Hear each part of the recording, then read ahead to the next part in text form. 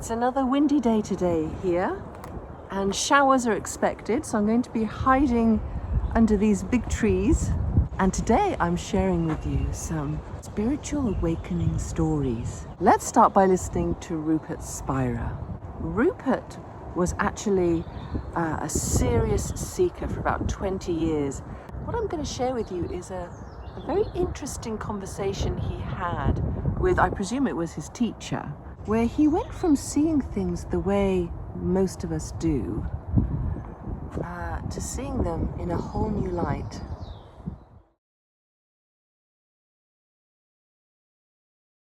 We were having a conversation about non-duality, and I remember at the time hearing a dog barking. It was a distant sound of a dog, and immediately a thought came up. That's the sound of a dog barking, and the dog is in the distance, on the other side of the valley. I said to him, "It's so obvious to me that that dog is on the other side of the valley. It's so obvious that the sound is at a distance from myself, and it's made out of something other than myself. It's a dog barking. It's not me." He said, "Place your hands on the carpet." So I shut my eyes and placed my hands on the carpet. And then he just said, "Where does that sensation take place?" It was so obvious in that moment that the sensation took place inside me, that it was not at a distance from me, that it wasn't made out of something other than myself.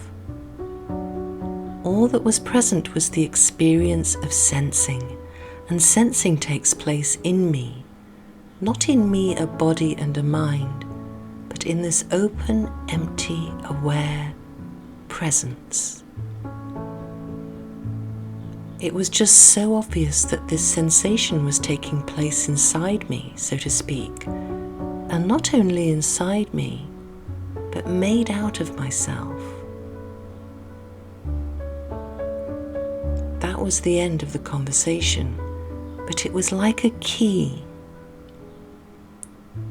Suddenly, I reasoned with myself that if this is true about what I thought was this carpet, this dead inert material called the carpet, it must be true about everything. So then, wherever I went, I'd go out on the streets and I'd be looking at cars and people and houses, and I realized all I know of these so-called cars, people and houses is the experience of seeing and hearing. Where does seeing take place? Does it take place 10 meters away from myself? Or 2 meters? Or 20 meters?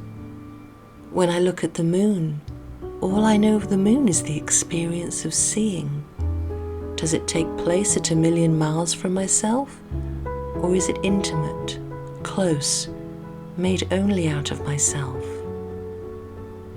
It just became so obvious that wherever I looked, wherever I turned at, all I knew was the experience of experiencing. All there is, all we know, is the knowing of our experience, and that is what I am. That is what I-awareness is, this pure knowingness, which is the substance of all experience.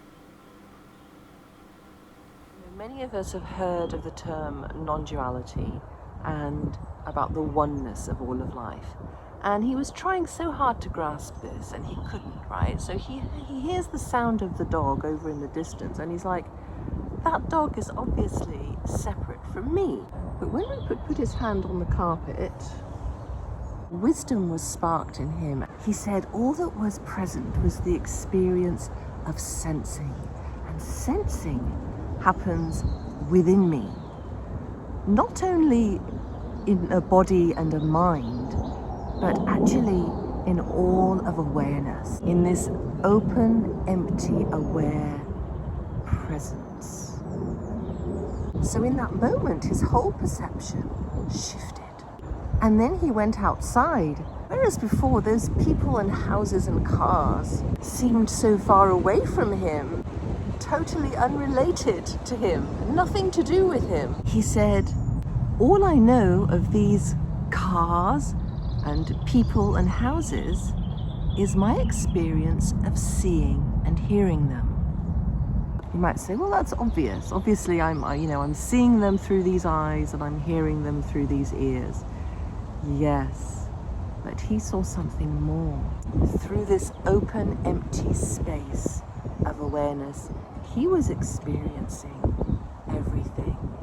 Ultimately, he shifted his point of reference from inside this separate form of his body-mind to the seat of awareness, this place of ultimate presence, ultimate oneness, and ultimate truth. This is where the mind can get completely loopy and freaked out and blown because we just cannot fit this into our intellect. We could try and, we can philosophize, we can discuss these deep matters of perception. But the fact is that these things are just too mysterious, deep and wonderful to actually dissect and explain. It's enough to realize that there is a oneness. It's enough to realize that there is an interconnectedness with all of life. It's enough to see that things are not the way they seem. It's enough. Don't drive yourself bonkers by trying to wrap your mind around it and understand it intellectually. Just let it sit in your heart. If there's something that Rupert's words sparked in you, just sit with that. Be happy with that.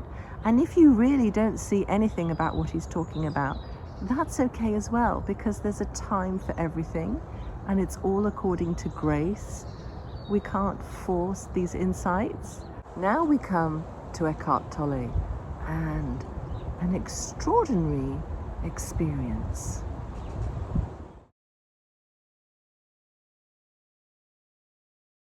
One night, not long after my 29th birthday, I woke up in the early hours with a feeling of absolute dread.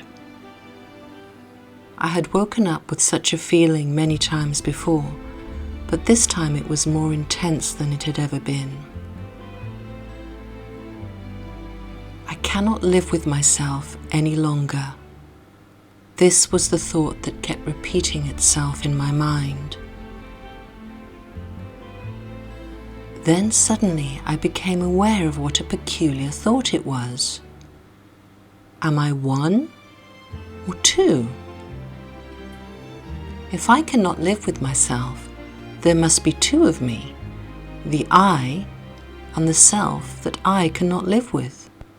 Maybe, I thought, only one of them is real. I was so stunned by this strange realization that my mind stopped. I was fully conscious, but there were no more thoughts. Then I felt drawn into what seemed like a vortex of energy. It was a slow movement at first, and then accelerated. I was gripped by an immense fear, and my body started to shake. I heard the words, "Resist nothing," as if spoken inside my chest. I could feel myself being sucked into a void. It felt as if the void was inside myself rather than outside. Suddenly, there was no more fear, and I let myself fall into that void. I have no recollection of what happened after that. I opened my eyes. The first light of dawn was filtering through the curtains. Without any thought, I knew that there is infinitely more to light than we realize. That soft luminosity filtering through the curtains was love itself. Tears came into my eyes. I got up and walked around the room. I recognized the room, and yet I knew that I had never truly seen it before. Everything was fresh and pristine, as if it had just come into existence. I picked up things, a pencil, an empty bottle, marveling at the beauty and aliveness of it all. That day I walked around the city in utter amazement at the miracle of life on earth, as if I had just been born into this world. He was nearly 30, I believe, and he had spent his whole life with extreme anxiety, depression, in a very unhealthy family environment. This particular night he was being plagued by this repetitive thought: I can't live with myself any longer. I can't live with myself any longer. It was driving him crazy. And then suddenly he had this realization. Well, wait a minute. Are there two of me? In that moment, he said, all thoughts stopped. He saw the ego. He saw his false sense of self. He saw this mind-created identity who he had spent his entire life believing that he was. And in that moment, it was as though he was able to, again, shift his point of reference. And then he experienced this void, which I thought was quite scary actually in the clips there. And after that realization, he awoke to a completely different view of life. Started to see things with new eyes, as though it was the first time he had ever seen them. And then he actually ended up going and basically living on a park bench for a couple of years, because he was just in this constant state of awe and intense delight at the wonder of life. Eventually it died down and he could actually function normally, but in the beginning I believe people had to bring him food, because he was just so spaced out. And Byron Katie had a very similar awakening experience where she was also basically walking around completely almost like an alien, just not being able to function as a normal human being.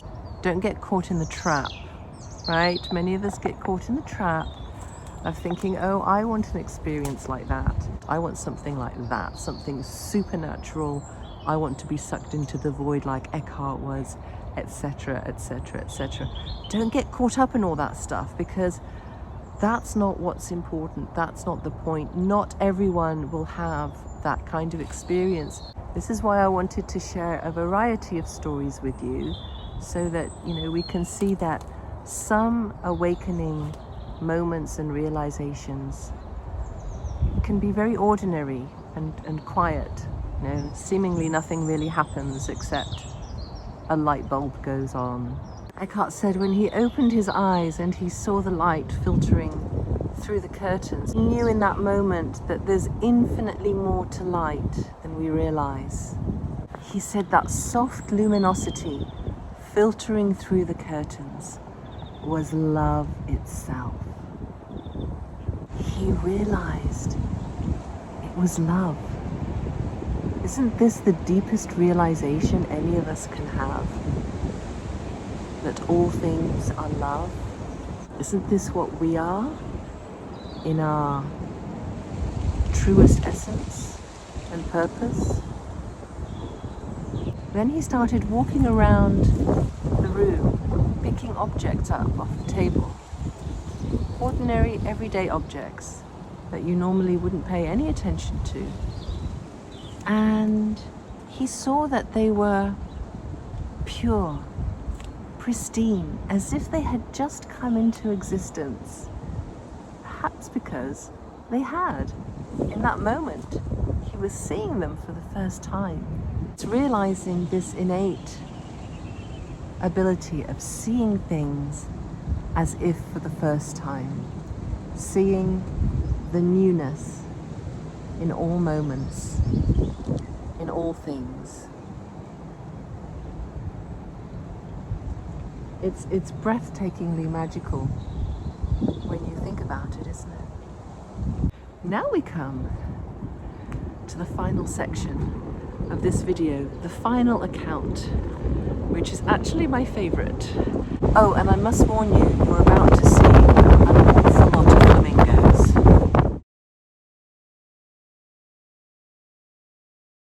I was in a state hospital in Illinois in this group of about 25 people, all of whom had the diagnosis of chronic schizophrenia, and I had been there for many, many years.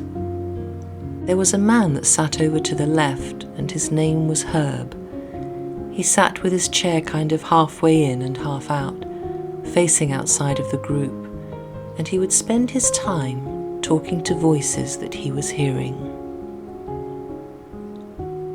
Somewhere during that time, he heard something. He started laughing, not just giggling, he started laughing from the belly. And before you knew it, we had all the people in the room holding their stomachs, their eyes watering, saying, "Herb, stop it! Herb, what is so funny? Herb, please stop it!" And he laughed and laughed and laughed. This went on for 7 to 10 minutes, a long time, and finally Herb's laughter started to subside. I saw him wipe his eyes, his breathing became normal, and when I thought that he could hear me, I said very quietly, "Herb, could you share with us what was so funny?" Herb took his chair, he turned it directly into the group for the first time. He met eyes with me, straight eyeball to eyeball, and he said the following, "Doctor, I just realized that I've been making myself crazy for 47 years with my own thinking." That alone would be huge, but what he said following, I only learnt incrementally. He saw it in a moment of insight. He said, "And I see that I don't have to do it anymore." It took me 6 weeks to take Herb off all his medicines. I had a 3 or 4 year follow-up. He was living in an apartment in town and going to the senior citizens centre every day and dancing and playing cards. Living an ordinary life full of gratitude for what he'd come to see. Do you know why this is my favourite awakening story? Because it's so ordinary, yet extraordinary. It's so simple. It's actually the insight that I had several years ago that completely transformed my world and my experience of life, and why I started talking about this, why I started creating content around this. If we can see this one thing, that we're processing everything, our entire lives, through our thought filter.